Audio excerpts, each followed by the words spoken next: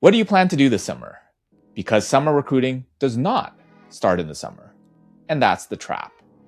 By September, some students will already know the roles that they want, the companies they care about, the people they need to speak to, and the stories that they'll use in interviews. So if you wait until applications open up to update your resume, fix your LinkedIn, and start networking, you're already behind. Now, this video is not about grinding all summer. It's about using a small amount of intentional time to build career momentum before the pressure hits. Now, the problem is not that students are lazy. The problem is that school trains you for academic deadlines and sprints.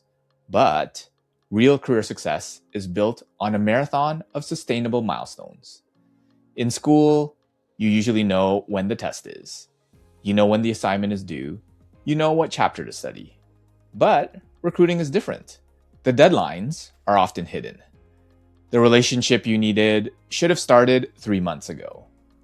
The interview skill you needed should have been practiced weeks before the interview invite. And the resume bullet you need should have come from a project that you started years ago. And you wonder why the confidence you need doesn't magically appear the morning of the interview. So the real question is not, should I relax this summer? The better question is, what can I do this summer so I'm not panicking in September, in January, and in May? And to make this simple, I'm going to give you a 5-part framework called STACK. If you want to put yourself ahead by September, you need to stack your career advantage. S is for set your benchmark and direction. T is for tell stronger value stories. A is for add proof and AI leverage. And C is to connect before you need help. And K is to keep the rhythm through summer, fall, and winter. So let's break it down. When I was involved in recruiting and hiring, one of the things that surprised me was that the strongest candidates were not always the people with the highest grades or the most impressive sounding backgrounds. The strongest candidates were usually the clearest.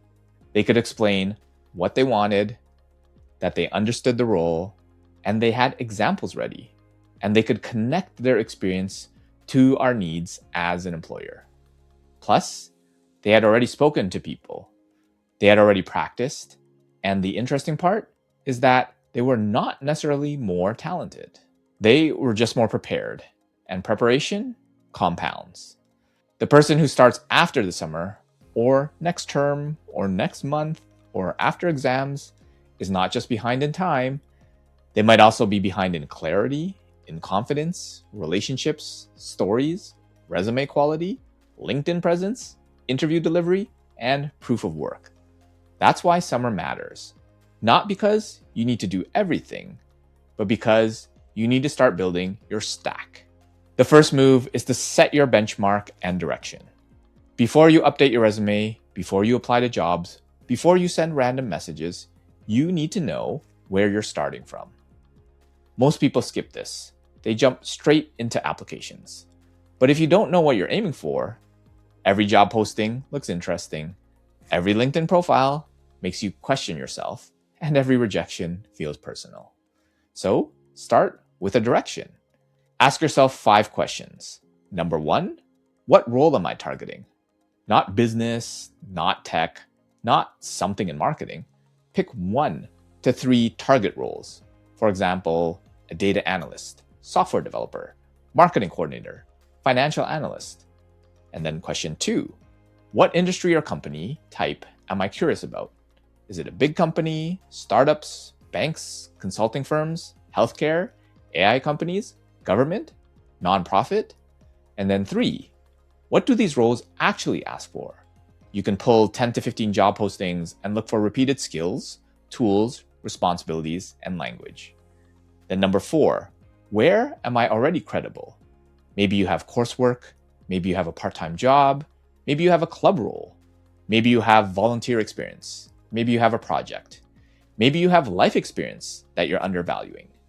And then number 5, where are my gaps? Do you have skills gaps, experience gaps, communication gaps, confidence gaps, networking gaps, or proof gaps? This is where you stop saying, I'm behind, and start saying, I know what I need to work on. And then you turn this into your summer action plan. Create a one-page career benchmark. And at the top right, by September, I want to be ready for roles like, and then list your 3 target roles. Then your 10 target companies, 5 skills to build, 5 people to learn from, and then 3 proof points to create. This becomes your map. And remember, you're allowed to change your mind. The goal is not to pick the perfect direction forever. The goal is to stop drifting and start taking steps in the right direction. The second move is to tell stronger value stories. This is where a lot of competent people lose opportunities.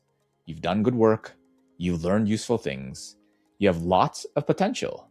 But when someone asks you to tell me about yourself, everything starts falling apart. You either undersell yourself, saying, I'm a student at XYZ University, or I work part-time, or it was just a class project. Or they overshare, and you explain every detail, every course, every task, and every side quest. The goal is not to tell people everything. The goal is to help them understand your value. The Greek poet Archilochus said, we don't rise to the level of our expectations, we fall to the level of our training. And keep in mind that employers are usually looking for 3 things: fit, do I like you? Skills, can you do the job? And experience, have you done something similar before? Your job is to build stories that answer those 3 questions. So this summer, create a story bank. Take your top 5 experiences, a class project, a work experience, an internship, a volunteer role, a club experience, a personal project, a time you solved a problem, a time that you helped someone, a time that you had to learn quickly, a time that you dealt with conflict. Then, for each one, write the story using the share structure. Situation, what was your role? The context. Hindrance, what was the challenge? The impact. Action, what did you actually do? Result, what changed? And here's where numbers are good. And then evaluate. Why does this matter for the role? The last part is where most people stop too early. They tell the story, but they don't connect the story to the value, to the role, or to the company. They say, I worked on a dashboard.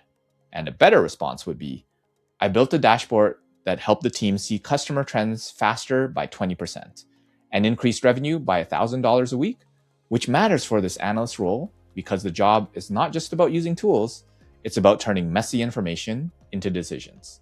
Now that's value storytelling. And this is also where communication skills matter because your resume is a story. Your LinkedIn is a story. Your interview answers are stories, and your coffee chats are stories. The best part is that your confidence grows when your story becomes clearer. For your summer action step, record yourself answering these 5 questions. Tell me about yourself. Why this role? Walk me through a project, and then tell me about a challenge. And why should we hire you? Now, don't just think through the answers, record them, watch them. Notice your pace, your filler words, your energy, your eye contact, your clarity. And yes, it will feel uncomfortable. And that's not failure. That's the cringe stage of learning. Really, that just means that you have to suck before you get good. The good news is that you're not bad at interviewing. You're just undertrained. And the solution is practice. The third move is to add proof and AI leverage. A lot of people say they're hardworking, curious, analytical, creative, passionate, or adaptable. And that's fine, but proof is stronger than adjectives. If you want to stand out, build evidence. This can be simple. If you want a data role, build a small dashboard. If you want marketing, create a campaign analysis. If you want product, tear down an app and suggest improvements. If you want consulting, write a short business case. And if you want software, build something useful. If you want HR, analyze a workplace trend and recommend an action plan. And if you want finance, create a simple valuation, budget model, or investment memo. The point is not about creating a perfect portfolio. The point is about making your potential visible. Now, let's talk about AI. Most people use AI to go faster, and that's useful, but it isn't enough in this market. Actually, it makes you easier to replace because all you're doing is outsourcing your thinking. The real advantage is using AI to think better. You want to use AI as a tutor. You can use it as an interviewer, use it as a critic, use it as a debate partner, use it to identify gaps in your thinking. But do not outsource your judgment, because AI can make you faster at being wrong. The skill is not just prompting, the skill is judgment.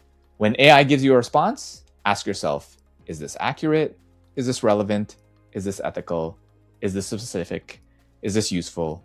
And would I be comfortable defending this in an interview?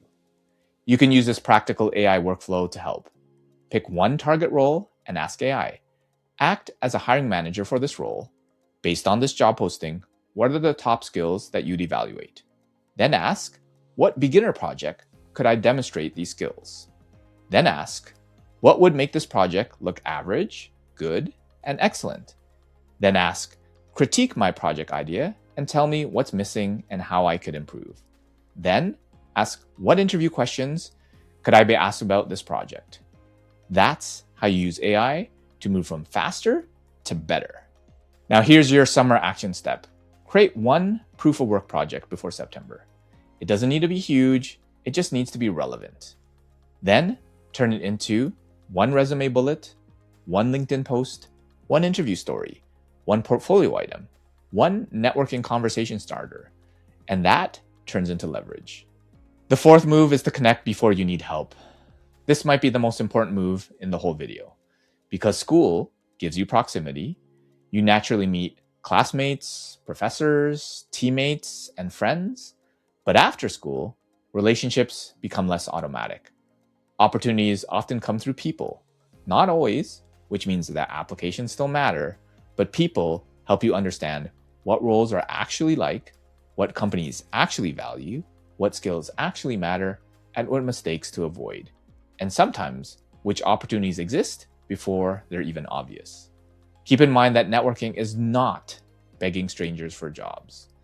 Instead, networking is learning from people and adding value to help them before you need something. So this summer, build your relationship advantage. Start a network audit. Who do you already know? Friends, relatives, acquaintances, neighbors, classmates, and what their parents do. Then reach out to professors, former coworkers, connections from clubs, industry professionals, from events. Then ask, who is already where I want to go? Who is one or two steps ahead of me? And who works at a company I'm curious about? Then who has a role that I want to understand? And who might know one of these people? And who seems generous, thoughtful, or interesting? And ultimately, how can I be of help? Then you reach out with curiosity. Not, hi, are you hiring? Not, hi, can you refer me? And not, hi, can I pick your brain? Try something more specific. How about, I'm exploring business analyst roles and notice you moved from a science background into consulting. I'm trying to understand what skills matter most in the first year. Would you be open to a short conversation or sharing one piece of advice? Now that's different. It's specific. It gives context. And it doesn't make the other person feel like a vending machine. Also, surround yourself with people who are headed where you want to go. You've probably heard the idea that you're influenced by the people you spend the most time with. So, build your professional top 5. Not your closest friends.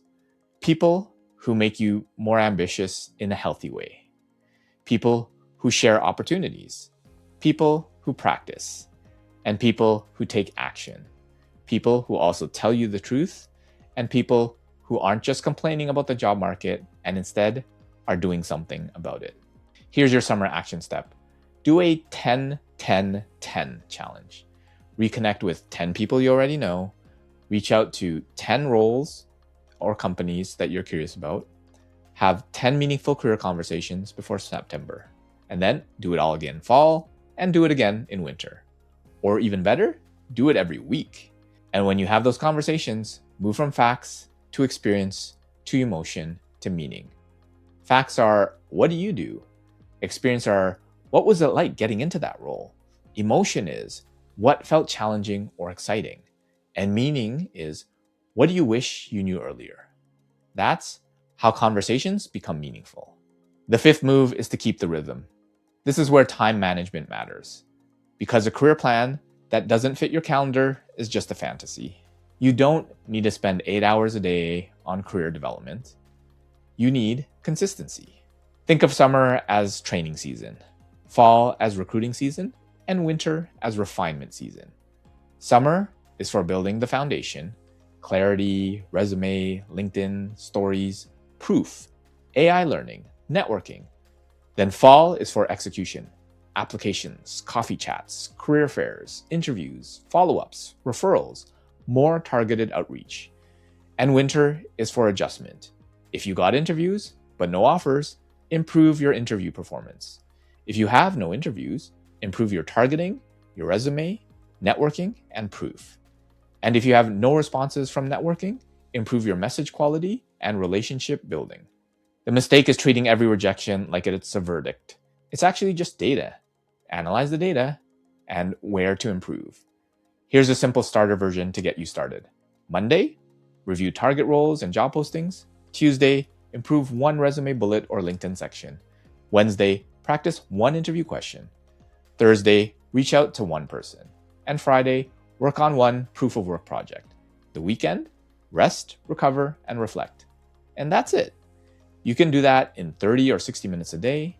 And yes, rest, recharge, and a bit of enjoyment is part of the plan. You need recovery, you need friends, and you need sleep. But resting is different from drifting.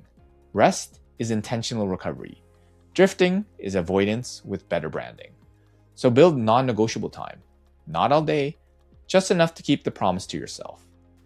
Your summer action step: put 3 recurring blocks in your calendar. 1 block for career assets, resume, LinkedIn, portfolio. 1 block for career practice, interviews, stories, AI skill building. And 1 block for relationships, networking, follow-ups, and conversations. Then protect them. If something comes up, move the block, but do not delete it. And if you move it, ideally move it forward. That's how you build trust with yourself. And if you want help building your stack, join the Focus Inspired Academy, your career confidence gym, where we meet weekly to put your knowledge into action. Follow the link below to get a 1-month free trial. So here's the full stack framework. S is set your benchmark and direction. Know where you're starting, what roles you want, what gaps you need to close, and what companies you're curious about. T is tell stronger value stories. Build your story bank, practice your interview questions, learn how to communicate your value clearly. A is add proof and AI leverage. Build one relevant project, use AI to learn, practice, critique, and improve, but do not outsource your judgment. C is connect before you need help. Build relationships before desperation. Reconnect, reach out, and surround yourself with people who are headed where you want to go. And then K is keep the rhythm.